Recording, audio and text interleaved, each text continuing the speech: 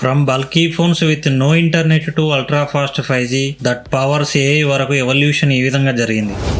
అసలు 1G to 5G మధ్య difference ఏంటి తెలుసుకోవాలనుందా? అయితే ఈ వీడియో చివరి వరకు చూడండి. ఒకవేళ వీడియో నచ్చినట్లయితే దయచేసి లైక్ చేయండి. 1G 1980sలో దీన్ని లాంచ్ చేశారు.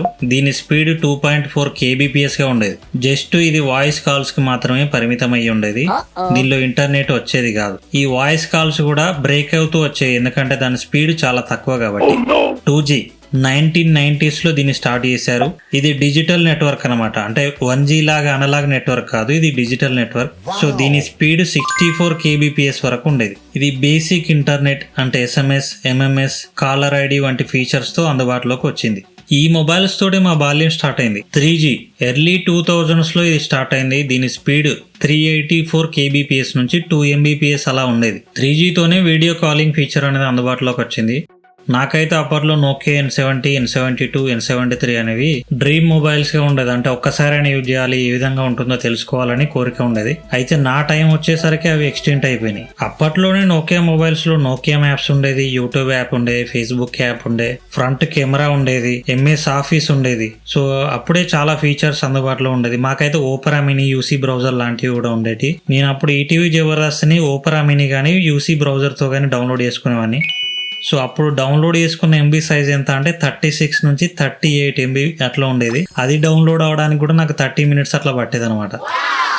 సో ఇప్పుడు ఎంత ఫాస్ట్ అయిందో మనం అర్థం చేసుకోవచ్చు. మొదటిసారి మా అన్నయ్య పంపిన 3G మొబైల్ తీసుకుని మాకు దగ్గరలో ఉన్న టౌన్ అంటే వేములవాడకు వచ్చినప్పుడు దానిలో H+ సింబల్ అనేది కనబడింది. సో నేను అప్పుడు ఒక ఫైల్ని డౌన్లోడ్ చేస్తే నిమిషంలో 6 MBలు డౌన్లోడ్ అయింది. నాకైతే అప్పుడు చాలా హ్యాపీగా అనిపించింది. 3G నెట్వర్క్ ఎండింగ్ వచ్చేసరికి స్పీడ్ పెరిగింది, అంటే 21 mbps వరకు పెరిగిందనమాట.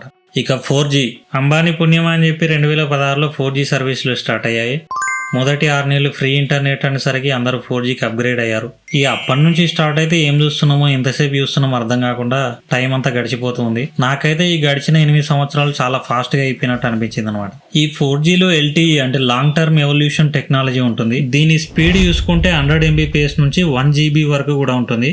దీనిలో మనకి రోజులు ఏ విధంగా గడుస్తున్నాయో తెలియకుండా ఉండడానికి అన్ని రకాల ఫీచర్స్ వచ్చాయి. దీంతో పాటు HD video streaming, voice over IP, online gaming వంటి ఫీచర్స్ కూడా వచ్చాయి. నెక్స్ట్ 5G గురించి మాట్లాడుకుందాం. ఇది 2019 నుంచి స్టార్ట్ అయింది. దీనిలో వాడిన టెక్నాలజీస్ ఏంటంటే millimetre waves, massive MIMO, beam farming, ఇటువంటి టెక్నాలజీలు వాడారనమాట. దీని స్పీడ్ చూసుకుంటే 10 to 20 gbps వరకు కూడా ఉంటుంది. ఇది చాలా ఫాస్ట్ గా ఉండడం వల్ల దీని లేటెన్సీ చాలా తక్కువగా అంటే 1 ms 1 millisecond మాత్రమే ఉంటుంది. ఇక ఇప్పుడు అసలు విషయానికి వద్దాం, అంటే కంపారిజన్ అనమాట. 1G దీనిలో అనలాగ్ వేవ్స్ ని యూజ్ చేశారు. 2G డిజిటల్ అంటే బైనరీ 0 and 1 అనే సిస్టాన్ని యూజ్ చేశారు. 3G ప్యాకెట్ స్విచ్డ్ అంటే వైఫై వంటి నెట్వర్క్ ని యూజ్ చేశారు. 4G ఆల్ IP టైప్ అంటే వాయిస్ అండ్ వీడియో యాప్స్ ఇవన్నీ కూడా IP ప్యాకెట్స్ రూపంలో ట్రాన్స్ఫర్ అయ్యాయి. 5G millimetre waves plus advanced technology ద్వారా ఇది వర్క్ అవుతుంది. ఇవన్నీ ఇమేజెస్ చూస్తుంటే మనకు ఒక విషయం అర్థం అవుతుంది కదా, ఏంటది? కామెంట్ చేయండి ప్లీజ్. 1G నుండి 5G వరకు చూసుకుంటే వేవ్ లెంత్ బాగా తగ్గుతూ వస్తుంది కదా, అంటే వేవ్ లెంత్ తగ్గుతూ ఉంటే స్పీడ్ పెరుగుతుందా? వేవ్ లెంత్ తగ్గుతున్న కొద్దీ ఇన్ఫర్మేషన్ పట్టే సైజు పెరుగుతుందన్నమాట. అందువల్ల నెట్వర్క్ ఫాస్ట్ గా ఉంటుంది. ఎగ్జాంపుల్ చూసుకుంటే 3Gలో ఒక వేవ్ లెంత్ లో ఒక ఇమేజ్ పట్టింది అనుకోండి, 5Gకి వచ్చేసరికి ఒక 1000 ఇమేజెస్ పడతాయి అనమాట అదే ప్లేస్ లో. సో ఆ విధంగా 5G నెట్వర్క్ ఫాస్ట్ గా ఉంటుంది అనమాట.